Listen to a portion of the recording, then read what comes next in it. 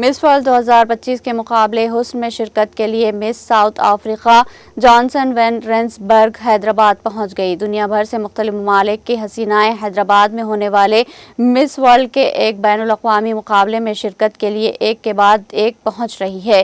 مس South Africa Johnson van Rensburg Hyderabad کے Shamshabad airport پر پہنچی، جہاں ان کا استقبال تلنگانہ کی شاندار ثقافت اور روایت کے مطابق پرتپاک انداز میں کیا گیا۔ دکن کی سرزمین، جہاں تہذیب، ثقافت اور حسن و جمال کی اپنی ایک تاریخ ہے، اب ایک نئے اور شاندار باب کے لیے تیار ہے۔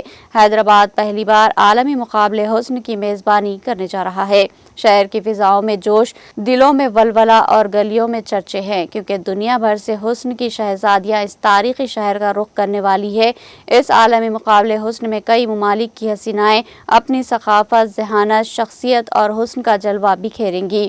مقابلے کی تیاریاں زور و شور سے جاری ہے اور انتظامیہ کا کہنا ہے کہ یہ ایونٹ نہ صرف شہر کی سیاحتی اہمیت کو بڑھائے گا بلکہ دنیا بھر میں حیدرآباد کی روایتی مہمان نوازی، فن تعمیر اور تہذیبی وقار کو روشناس کرائے گا۔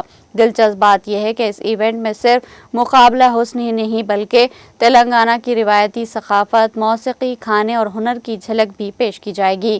منتظمین کے مطابق سیکورٹی، رہائش اور دیگر انتظامات کو عالمی معیار کے مطابق ترتیب دیا جا رہا ہے۔ شہر کے ہوٹل پہلے ہی مکمل طور پر بک ہو چکے ہیں اور کئی بین الاقوامی میڈیا ادارے اس ایونٹ کی کوریج کے لیے اپنے نمائندے بھیج رہے ہیں۔ ماہرین کا کہنا ہے کہ اس عالمی ایونٹ کے ذریعے نہ صرف شہر کو بین الاقوامی سطح پر ایک نئی شناخت ملے گی بلکہ مقامی معیشت کو بھی فروغ حاصل ہوگا۔